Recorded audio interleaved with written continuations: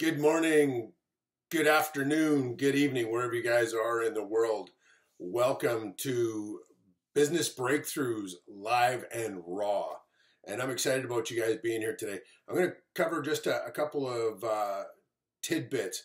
Number one, goal setting. We're halfway through the month of March, and I wanted to ask you guys, how are you doing? Are you on track to hit your goals? And if you're not, why not? And if you are, why? And so keep track of your lessons that you've learned along the way so that you can keep replicating the action.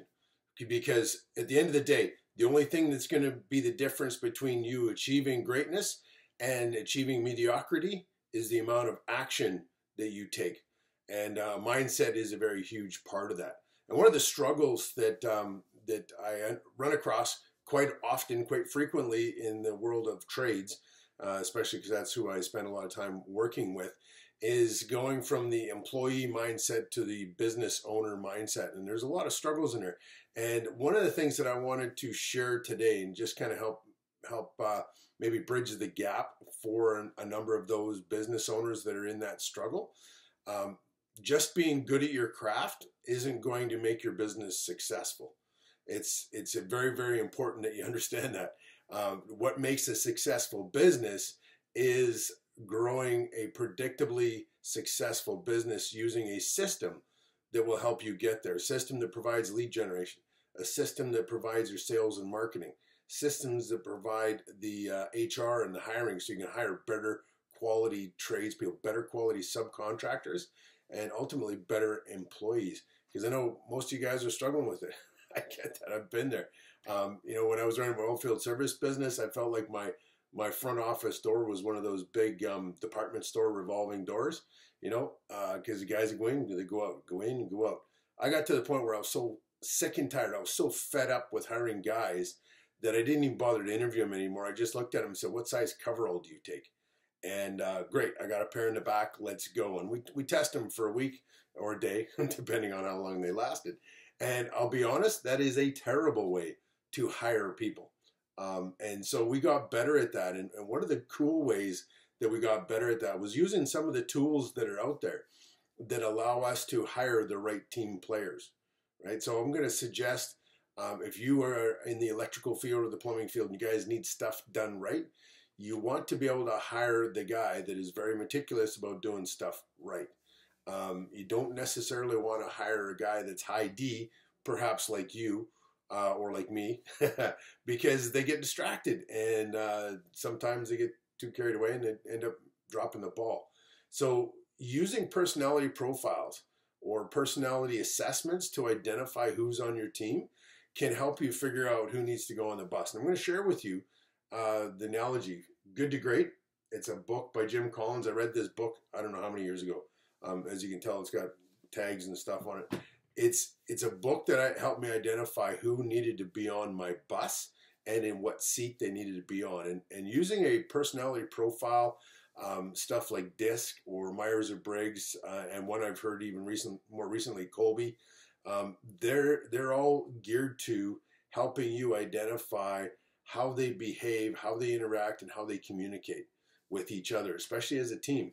And as you building a team, you want to be able to figure out what's the best communication process for your business. Because if you don't have good communication with your clients, you don't have good communication with your teams, you are ultimately going to have the wheels fall off your bus, the truck, the trailer. It's going to go to crap in a handbasket. And I'm being polite here. And I've been there. I've done that. We were running a company that had, north of 25 staff, and to get there, I went bald. Lost a lot of my hair because once we got over 10 staff, things didn't go right. In fact, at 10 staff, things weren't going right. 5 I could manage because most of the time I was the guy in the truck running the crew. Once we got bigger than that, I started hiring supervisors. They got to run the crews, and that's where things started falling apart. We started to implement systems to help us go beyond 10 staff. And then when we get to 15 and when we got to 20, these systems help your teams run the projects. So I'm hoping that what you're going to get out of this today is going to be, okay, I definitely need to be putting systems in place. What kind of systems do I need to do? Well, good to great. It's not going to give you the nuts and bolts of the systems, but it'll give you the why and the how around your leadership and what kind of people you need to have on your bus, right? Because they tracked, Jim Collins tracked a number of companies. I think it was 20 companies in the book that tracked the S&P 500 index. They got, I don't know, 10, 15% return on investment.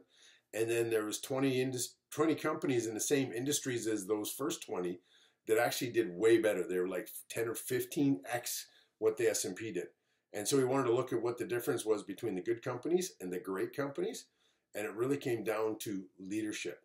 And so as a couple of things here, you guys, and I don't want to, slap you upside the face or anything, but if you're running a company and you want to grow it, you need to become a better leader. You need to become a leader that inspires people. Now, leading isn't saying, hey, go get this shit done. Leading is saying, how can I serve you? How can I provide you the tools, the training, so you can do your job better?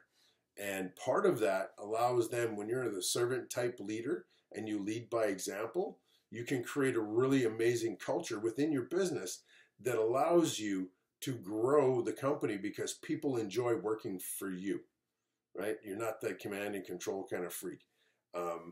We've had a few of those guys come and go, and I think I used to be one at one point, a long time ago. But I've read a lot of books around leadership. I've taken a lot of leadership programs.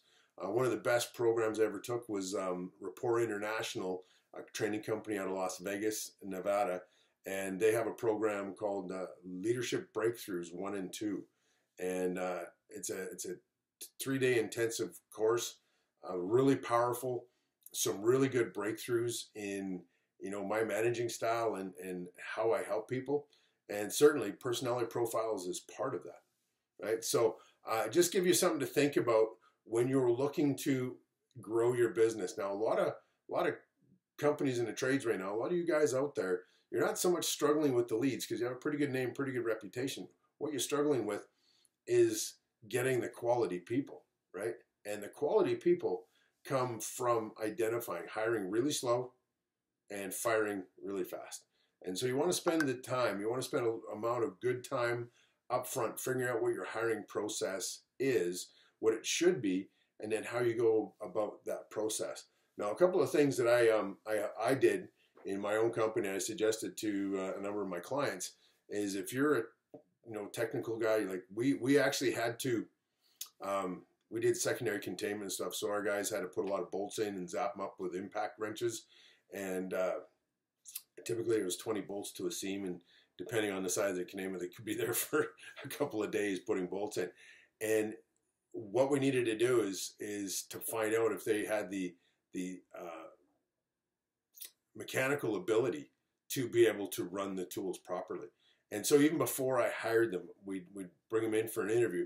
Before we even hired them, I'd send them into the back shop, and one of our foremen would have a couple of panels of steel there and some nuts and bolts, and they would time these guys on how long it took them to put a panel in, whether or not they could run a screw gun and screw steel, self-tapping screw into a steel lip, and time them on this, and and then watch them, see how well they did. If they were fumbling and they really know what they were doing, it was pretty good bet saying, hey, what, you're not the right fit. And I wouldn't even interview them. We just send them packing. That might be something that you guys might want to look at doing in your world if you're looking at doing stuff like plumbing or electrical, where they have to actually take measurements. They have to use their mathematical skills, take measurements, set something up so that you can have them build something relatively simple. So if they're telling you they're a second year or third year or fourth year journeyman, you know that based on what they're doing out in this test area, that they have the aptitude and the ability and the knowledge to do what they say they're doing.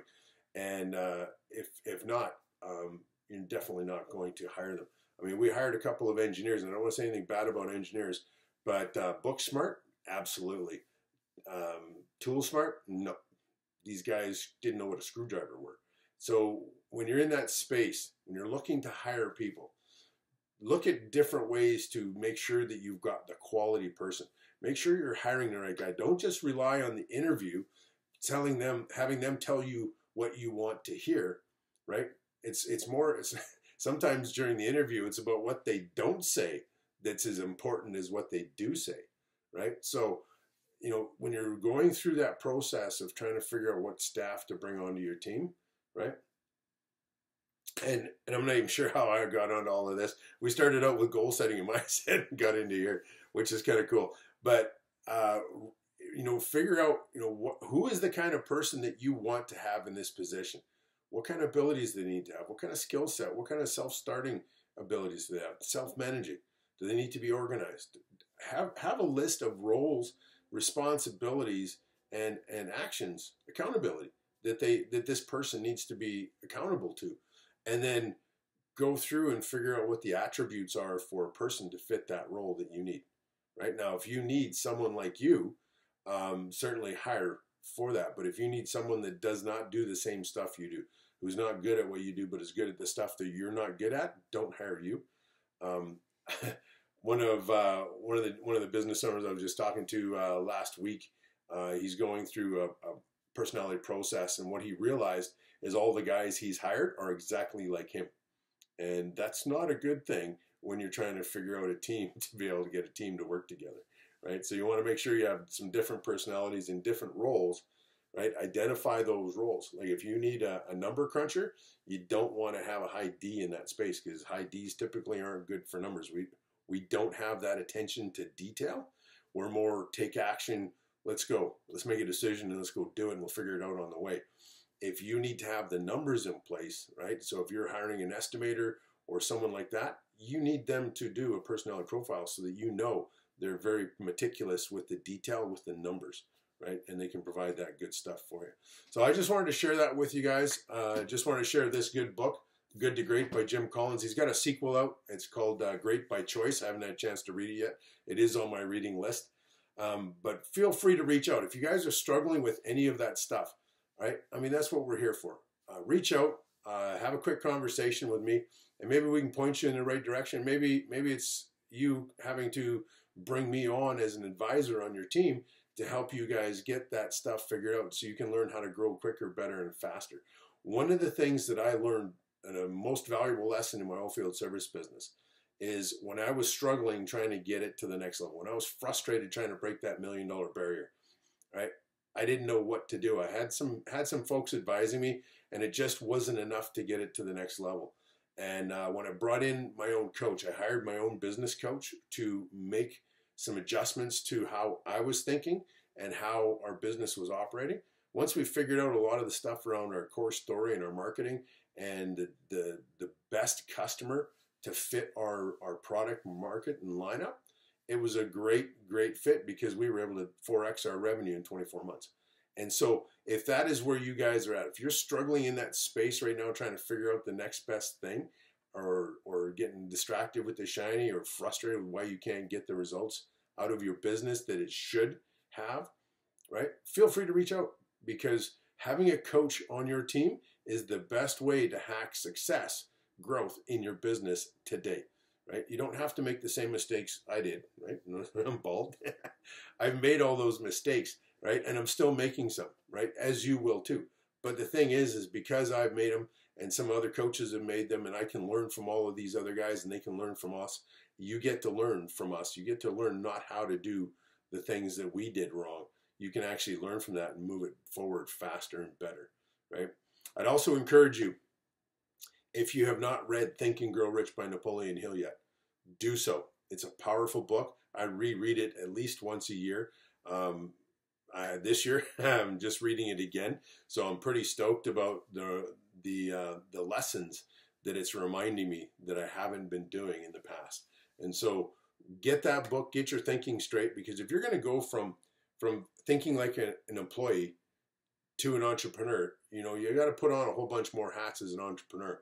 You have to be able to figure out, what does my business need to make it grow? You have to figure out your marketing. You have to figure out your sales. And you have to figure out all these other things that need to go in there to grow your business. right? Figuring out the marketing side of my business was what allowed us to 4x our revenue. And if I hadn't been able to figure that part out, wouldn't have happened. But for a 4-month period while we had our coach involved, we were working, all right, myself and my team, my management team, we were working into the long hours of the night getting stuff done. We gave up a lot of weekends, gave up a lot of evenings during that 4-month period to make sure we figured out who our market was, to make sure we figured out our core message. And as we got through that mess, right, things just started going like this, and boom, boom. You know, we were 3/4 of the way through the year before we realized that we were going to break $1 million. We were very close at the end of our third quarter. We did not know we were going to do that well. End of the year, we were over we were over 1.3 million the first year, and we'd only had our coach for 4 months. We fired him because we didn't see the value. They weren't providing the value. And so for me as a business coach, a lesson learned there, I continue to provide value month after month, week after week in your business. So if you guys are at all concerned, interested, or not sure if coaching is for you, feel free to reach out. Let's have a conversation. I promise I don't sell you because I hate selling. I like to have a conversation. I like to educate. And if it's a good fit, you'll move forward. If it's not a good fit, you know, hey, that's okay too.